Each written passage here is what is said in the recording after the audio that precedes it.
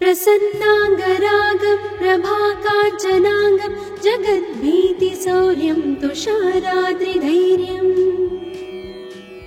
तृणीभूतहेतिं रणोद्यद्विभूतिं भजे वायुपुत्रं पवित्राप्तमित्रम्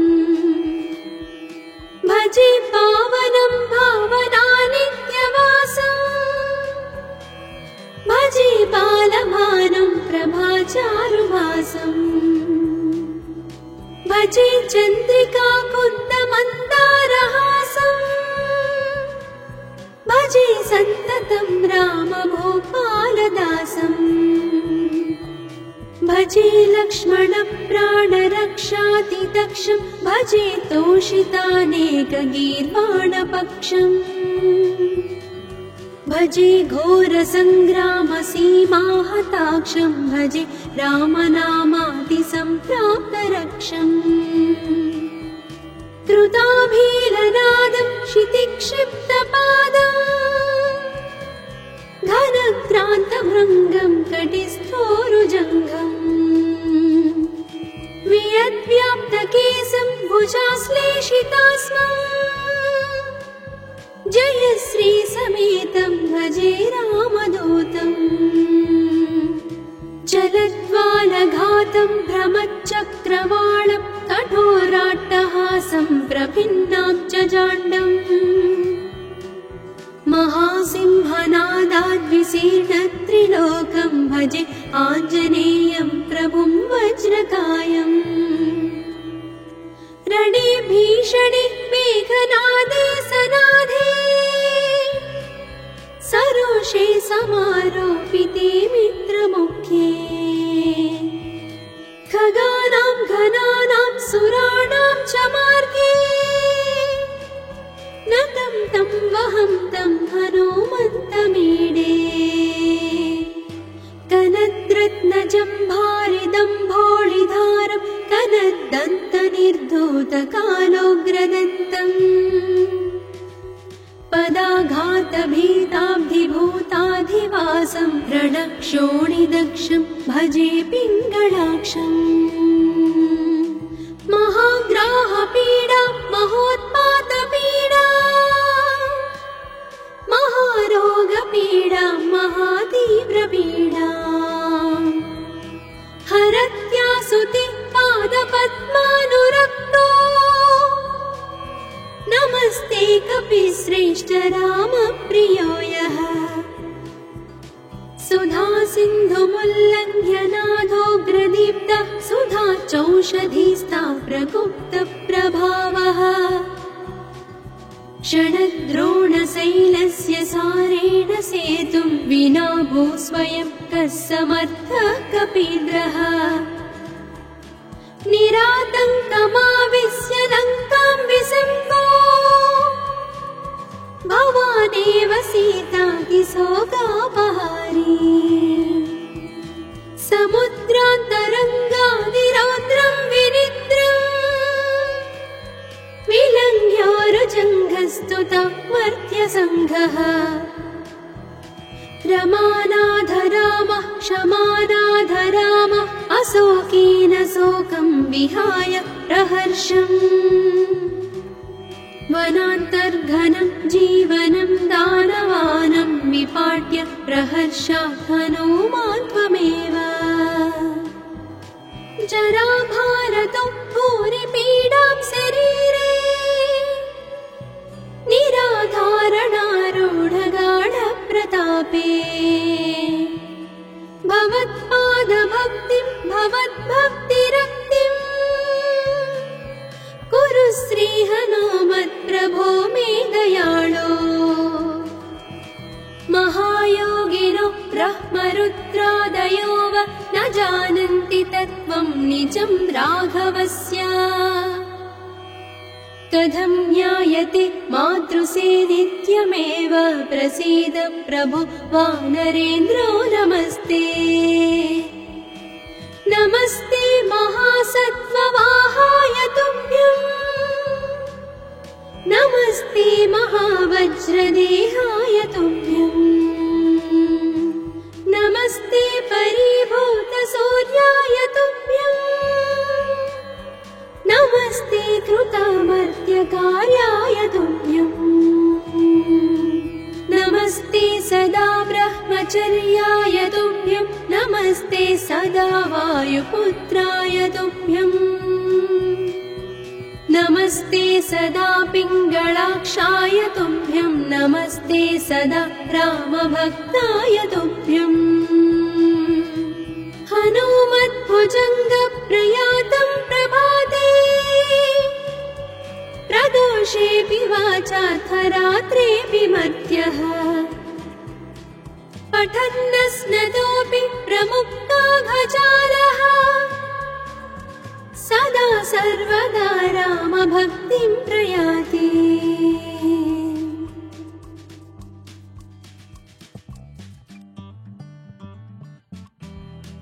प्रसन्नाङ्गरागं प्रभाकाञ्चनाङ्गं जगद्भीतिशौर्यं तुषाराद्रिधैर्यम् तृणीभूतहेतिं रणोद्यद्विभूतिं भजे वायुपुत्रं पवित्राप्तमित्रम् भजे पावनं भावनानित्यवासम् भजे बालभानं प्रभाचारुभासम् भजे चन्द्रिकाकुन्दमन्दारहासम्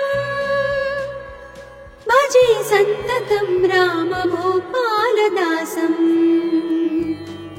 भजे लक्ष्मणप्राणरक्षातिदक्षं भजे तोषितानेकगीर्वाणपक्षम् भजे घोरसङ्ग्रामसीमाहताक्षं भजे रामनामातिसम्प्राप्तरक्षम् कृताभीलनादं क्षितिक्षिप्तपादम्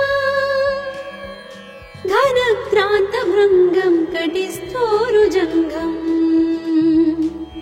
वियद्व्याप्तकेशं भुजाश्लेषितास्मम् जयश्रीसमेतं भजे रामदूतम् चलद्वालघातं भ्रमच्चक्रवालं कठोराट्टहासं प्रभिन्नाब्जजाण्डम् महासिंहनादाद्विशीर्णत्रिलोकं भजे आञ्जनेयं प्रभुं वज्रकायम् रणे भीषणे मेघनादे सनादे सरोषे समारोपिते मित्रमुख्ये खगानां घनानां सुराणां च मार्गे नतं तं वहं तं हनुमन्तमीडे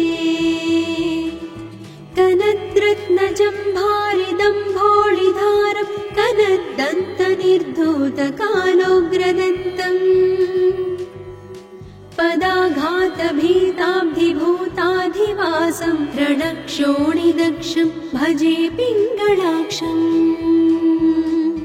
महाग्राहपीडा महोत्पातपीडा महारोगपीडा महातीव्रपीडा हरत्यासुते पादपद्मानुरक्तो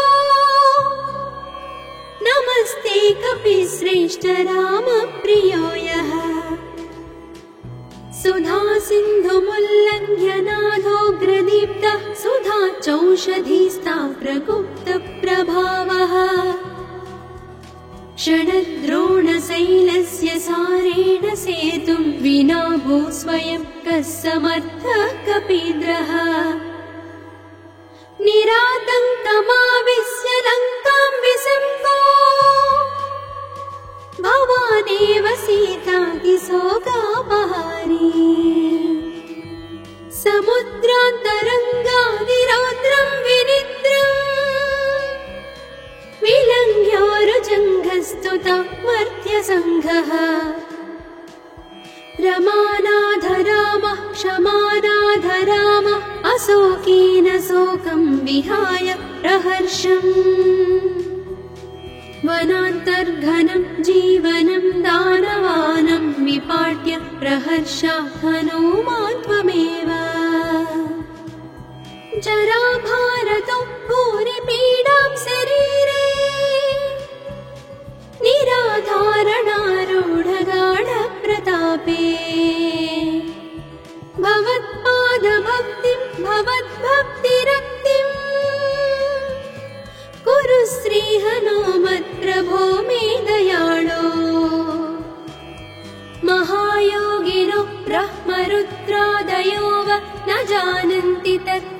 निजं राघवस्य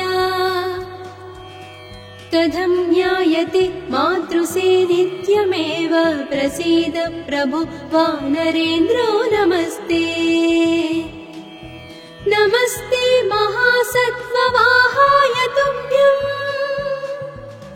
नमस्ते महावज्रदेहाय तुभ्यम् नमस्ते परिभूतसूर्याय तुभ्यम्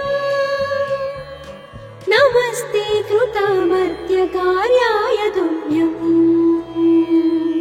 नमस्ते सदा ब्रह्मचर्याय तुभ्यम् नमस्ते सदा वायुपुत्राय तुभ्यम् नमस्ते सदा पिङ्गळाक्षाय तुभ्यम् नमस्ते सदा रामभक्ताय तुभ्यम् हनुमद्भुजङ्गप्रयातं प्रभाते प्रदोषेऽपि वाचार्थरात्रेऽपि मर्त्यः पठन्नस्नतोऽपि प्रमुक्ताघचारः सदा सर्वदा रामभक्तिं प्रयाति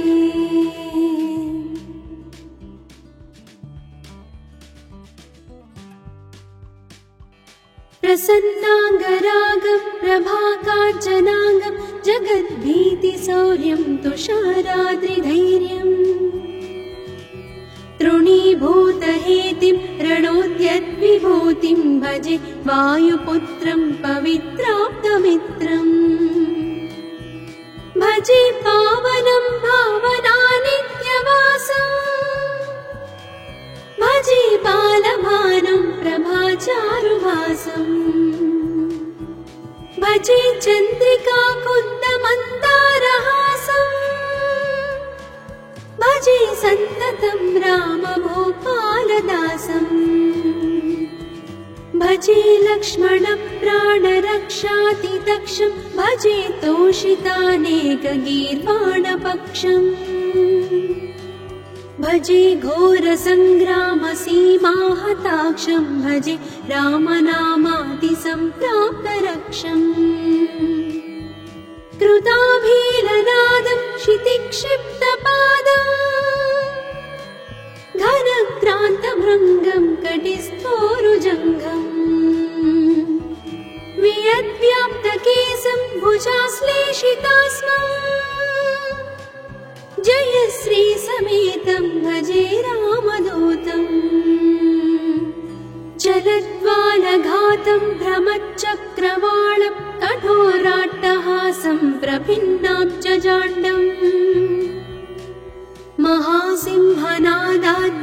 महासिंहनादाद्विशीर्णत्रिलोकं भजे आञ्जनेयं प्रभुं वज्रकायम् रणे भीषणे मेघनादे सनादे सरोषे समारोपिते मित्रमुख्ये खगानां घनानां सुराणां च मार्गे नतं तं वहं तं हनुमन्तमीडे कनद्रत्नजम्भारिदम्भोळिधारं कनद्दन्तनिर्धूतकालोग्रदन्तम् पदाघातभीताब्धिभूताधिवासं रणक्षोणिदक्षं भजे पिङ्गळाक्षम् महाग्राहपीडा महोत्पातपीडा महारोगपीडा महातीव्रपीडा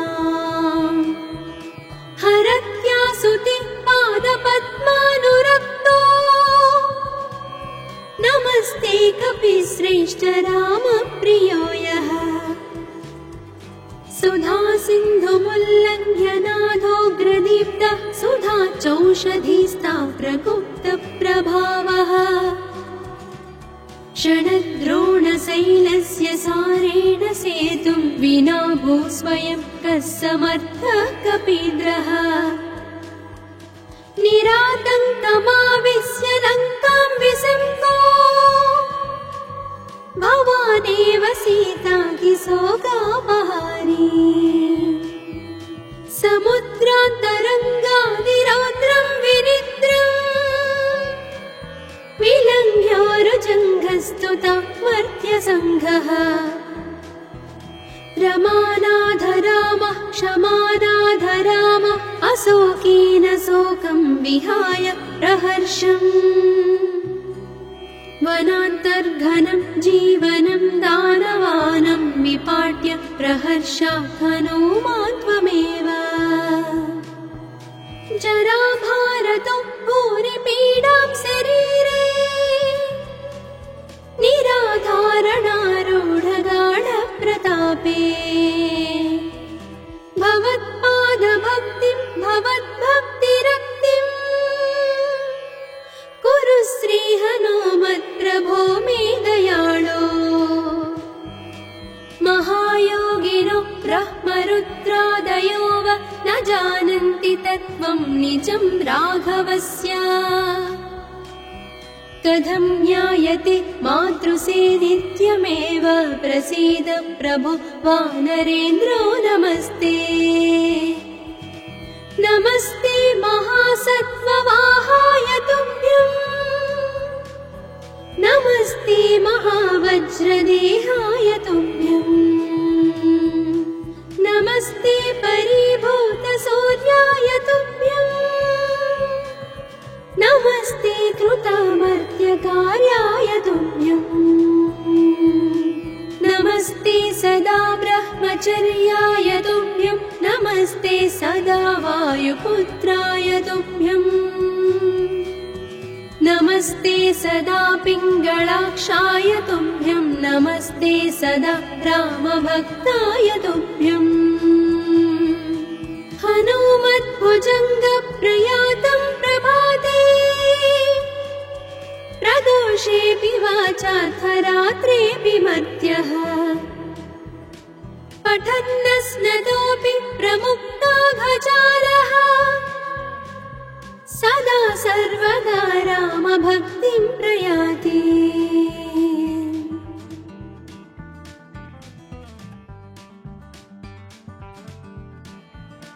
प्रसन्नाङ्गरागं प्रभाकाञ्चनाङ्गं जगद्भीतिशौर्यं तुषाराद्रिधैर्यम् तृणीभूतहेतिं रणोद्यद्विभूतिं भजे वायुपुत्रं पवित्राप्तमित्रम् भजे पावनं भावनानित्यवासम् भजे बालभानं प्रभाचारुभासम् भजे चन्द्रिकाकुन्दमन्दारहासम् भजे सन्ततं रामभूपालदासम् भजे लक्ष्मणप्राणरक्षातिदक्षं भजे तोषितानेकगीर्वाणपक्षम् भजे घोरसङ्ग्रामसीमाहताक्षं भजे रामनामातिसम्प्राप्तरक्षम्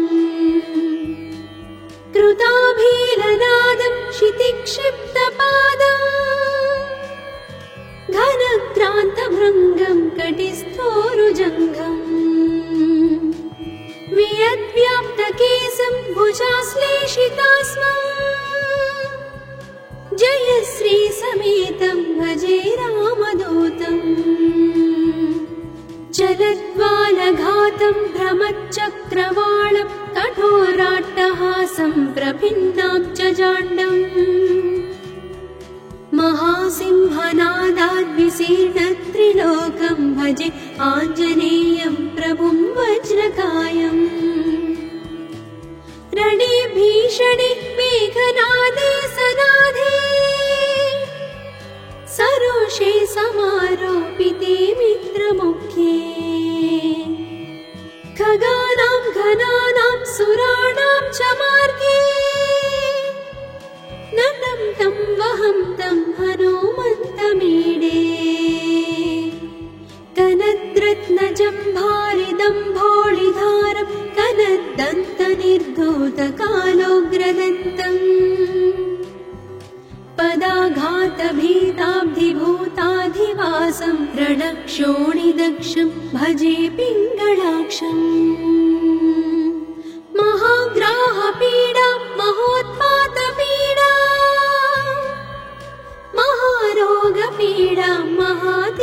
पीडा हरत्यासुते पादपद्मानुरक्तो नमस्ते कपिश्रेष्ठ रामप्रियो यः सुधा सिन्धुमुल्लङ्घ्य नाथोऽग्रदीप्तः सुधा चौषधीस्ता प्रगुप्त प्रभावः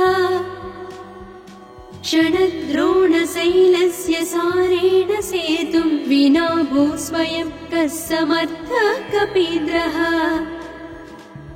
निरातङ्कमाविश्य लङ्कां विसङ्गो भवानेव सीतातिशोकापहारी समुद्रान्तरङ्गादिरौद्रं विनिद्रम् विलङ्घ्योरुजङ्घस्तुता मर्त्यसङ्घः रमानाधरामः क्षमानाधरामः अशोकेन शोकं विहाय प्रहर्षम् वनान्तर्घनं जीवनं दानवानं विपाट्य प्रहर्षात् हनूमान् त्वमेव जराभारतो भूरिपीडां शरीरे निराधारणारूढगाढप्रतापे भवत्पादभक्तिं भवद्भक्तिरक्तिम् कुरु श्रीहनुमत्प्रभो मे दयाळो महायोगिनो ब्रह्मरुद्रादयो वा न जानन्ति तत्त्वं निजं राघवस्य कथं ज्ञायते मातृसेनित्यमेव प्रसीद प्रभो वानरेन्द्रो नमस्ते नमस्ते महासत्त्ववाहाय तुभ्यम् नमस्ते महावज्रदेहाय तुभ्यम् नमस्ते परिभूतसूर्याय तुभ्यम् नमस्ते कृतामर्त्यकार्याय तुभ्यम् नमस्ते सदा ब्रह्मचर्याय तुभ्यम् नमस्ते सदा वायुपुत्राय तुभ्यम् नमस्ते सदा पिङ्गळाक्षाय तुभ्यम् नमस्ते सदा रामभक्ताय तुभ्यम् हनुमद्भुजङ्गप्रयातं प्रभाते प्रदोषेऽपि वाचार्थरात्रेऽपि मर्त्यः पठन्नस्नतोऽपि प्रमुक्ताघजालः सदा सर्वदा रामभक्तिं प्रयाति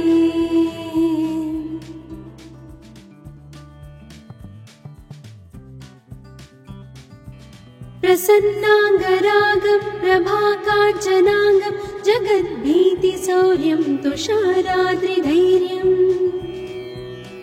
तृणीभूतहेतिं रणोद्यद्विभूतिं भजे वायुपुत्रं पवित्राप्तमित्रम् भजे पावनं भावनानित्यवासम् भजे बालभानुं प्रभाचारुभासम् भजे चन्द्रिकाकुन्दमन्दारहासम् भजे सन्ततं रामभूपालदासम् भजे लक्ष्मणप्राणरक्षातिदक्षम् भजे तोषितानेकगीर्वाणपक्षम् भजे घोरसङ्ग्रामसीमाहताक्षम् भजे रामनामातिसम्प्राप्तरक्षम् कृताभीलनादं क्षितिक्षिप्तपादम् घनक्रान्तभृङ्गं कटिस्थोरुजङ्घम् वियद्व्याप्तकेशं भुजाश्लेषितास्मम् जय श्री समेतं भजे रामदूतम् चलद्वालघातं भ्रमच्चक्रवालं कठोराट्टहासं प्रभिन्नाब्जजाण्डम् महासिंहनादाद्विशीर्णत्रिलोकं भजे आञ्जनेयं प्रभुं वज्रकायम् रणे भीषणे मेघनादे सनादे सरोषे समारोपिते मित्रमुख्ये खगानां घनानां सुराणां च मार्गे नतं तं वहं तं हनुमन्तमीडे कनद्रत्नजम्भारिदम्भोळिधारं कनद्दन्तनिर्धूतकालोग्रदन्तम् पदाघातभीताब्धिभूताधिवासं रणक्षोणिदक्षं भजे पिङ्गळाक्षम् महाग्राहपीडा महोत्पातपीडा महारोगपीडा महातीव्रपीडा हरत्यासुते पादपद्मानुरक्तो नमस्ते कपिश्रेष्ठ रामप्रियो यः सुधा सिन्धुमुल्लङ्घ्य नाथोग्रदीप्तः सुधा चौषधीस्ता प्रगुप्तप्रभावः षडद्रोणशैलस्य सारेण सेतुं विना भूस्वयं कः समर्थः कपीन्द्रः निरातङ्कमाविश्य लङ्कां विसृङ्गो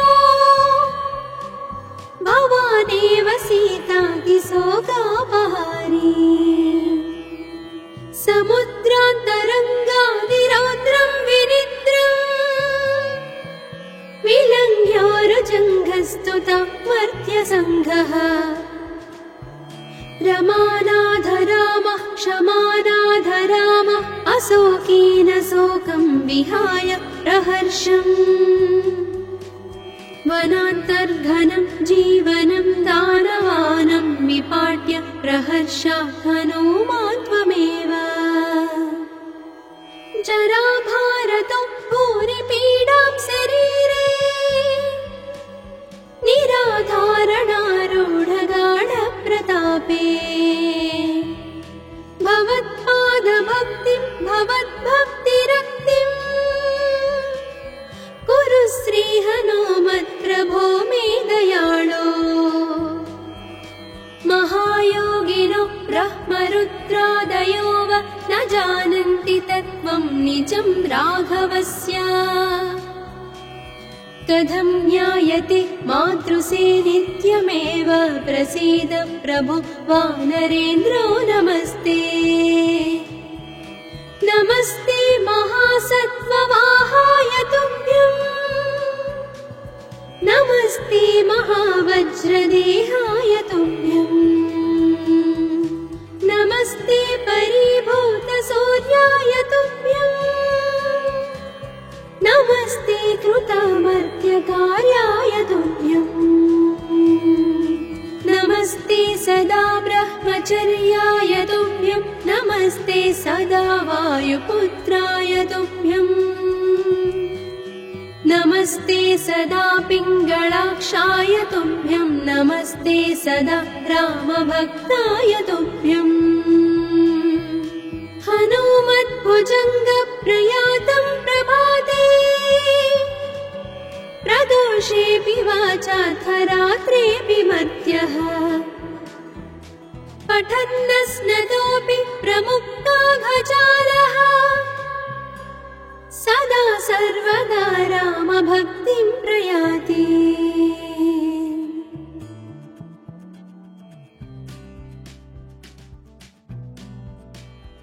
प्रसन्नाङ्गरागं प्रभाकाञ्चनाङ्गं जगद्भीतिशौर्यं तुषाराद्रिधैर्यम् तृणीभूतहेतिं रणोद्यद्विभूतिं भजे वायुपुत्रं पवित्राप्तमित्रम् भजे पावनं भावनानित्यवासम् भजे बालभानं प्रभाचारुभासम् भजे चन्द्रिकाकुन्दमन्दारहासम् भजे सन्तत सततं रामभूपालदासम् भजे लक्ष्मणप्राणरक्षातिदक्षं भजे तोषितानेकगीर्वाणपक्षम् भजे घोरसङ्ग्रामसीमाहताक्षं भजे रामनामातिसम्प्राप्तरक्षम्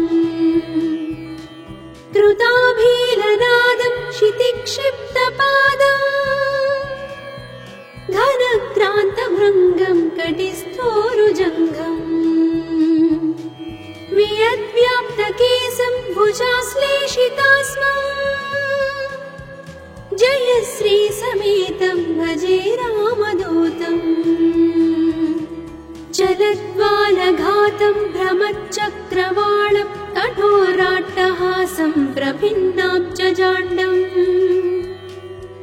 महासिंहनादाद्विशीर्णत्रिलोकं भजे आञ्जनेयं प्रभुं वज्रकायम् रणे भीषणे मेघनादे सनादे सरोषे समारोपिते मित्रमुख्ये खगानां घनानां सुराणां च मार्गे नतं तं वहं तं हनुमन्तमीडे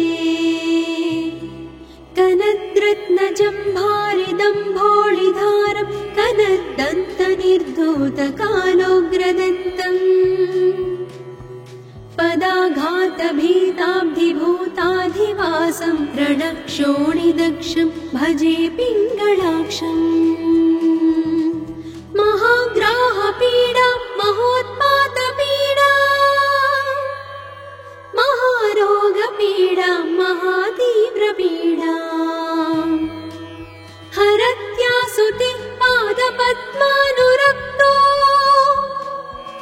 नमस्ते कपिश्रेष्ठ रामप्रियो यः सुधा सिन्धुमुल्लङ्घ्य नादोग्रदीप्तः सुधा चौषधीस्ता प्रगुप्तप्रभावः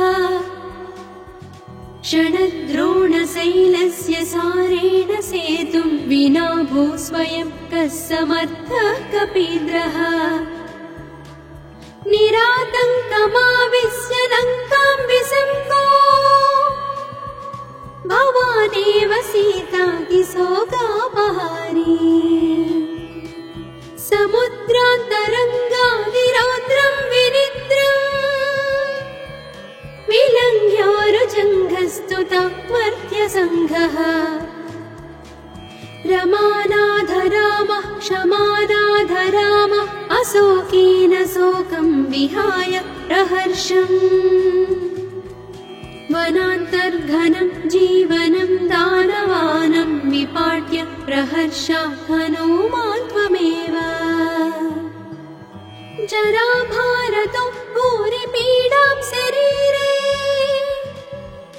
निराधारणारूढगाढप्रतापे भवत्पादभक्तिं भवद्भक्तिरक्तिम् कुरु श्रीहनुमत्प्रभो मे दयाळो महायोगिनो ब्रह्मरुद्रादयो वा न जानन्ति तत्त्वं निजं राघवस्य कथं ज्ञायते मातृसे नित्यमेव प्रसीद प्रभो वानरेन्द्रो नमस्ते नमस्ते महासत्त्ववाहाय तुभ्यम् नमस्ते महावज्रदेहाय तुभ्यम् नमस्ते परिभूतसूर्याय तुभ्यम् नमस्ते कृतामर्त्यकार्याय तुभ्यम् नमस्ते सदा ब्रह्मचर्याय तुभ्यं नमस्ते सदा वायुपुत्राय तुभ्यम् नमस्ते सदा पिङ्गळाक्षाय तुभ्यं नमस्ते सदा रामभक्ताय तुभ्यम् हनुमद्भुजङ्गप्रयातं प्रभाते प्रदोषेऽपि वाचाथ रात्रेऽपि मर्त्यः पठन्नस्नतोऽपि प्रमुक्ताघजालः सदा सर्वदा रामभक्तिं प्रयाति।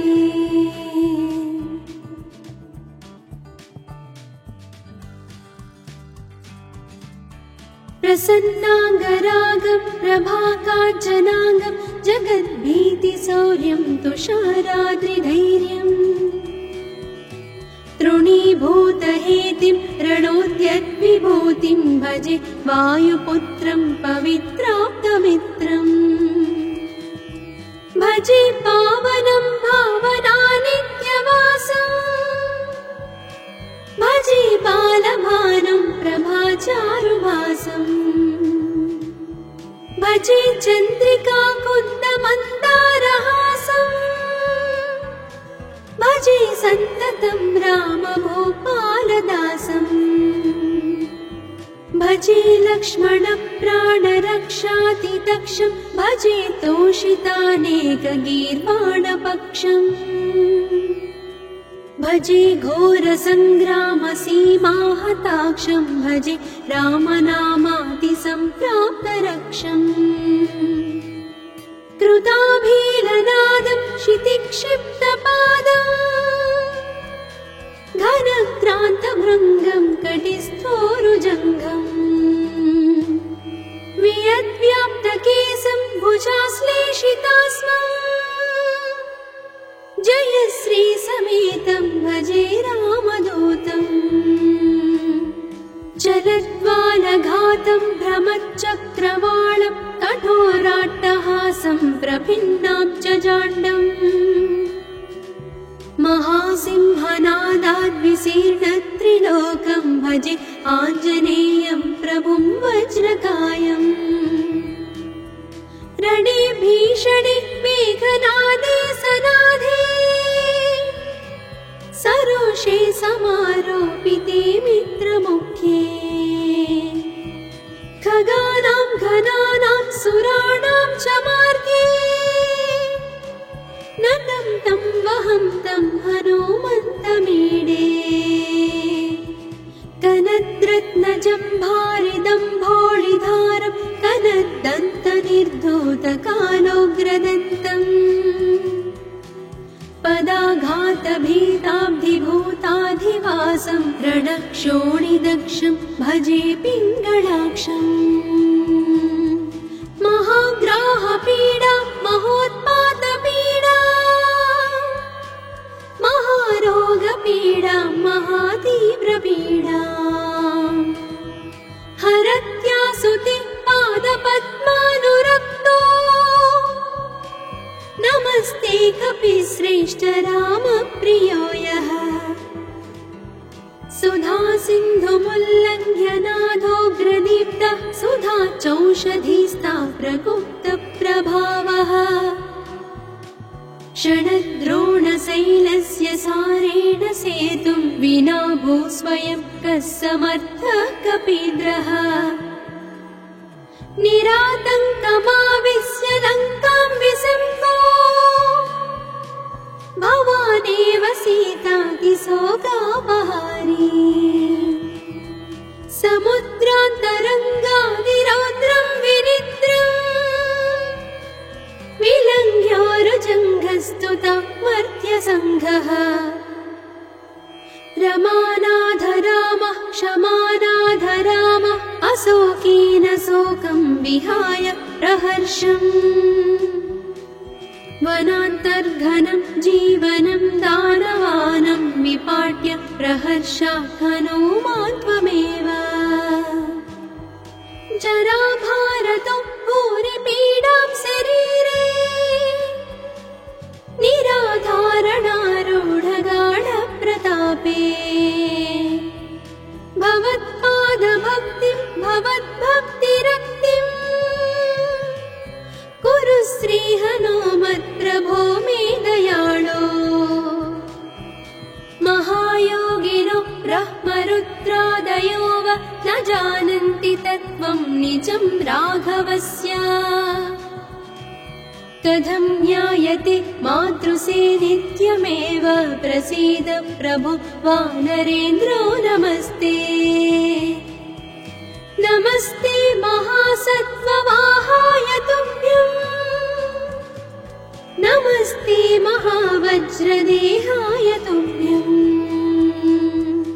नमस्ते परिभूतसूर्याय तुभ्यम्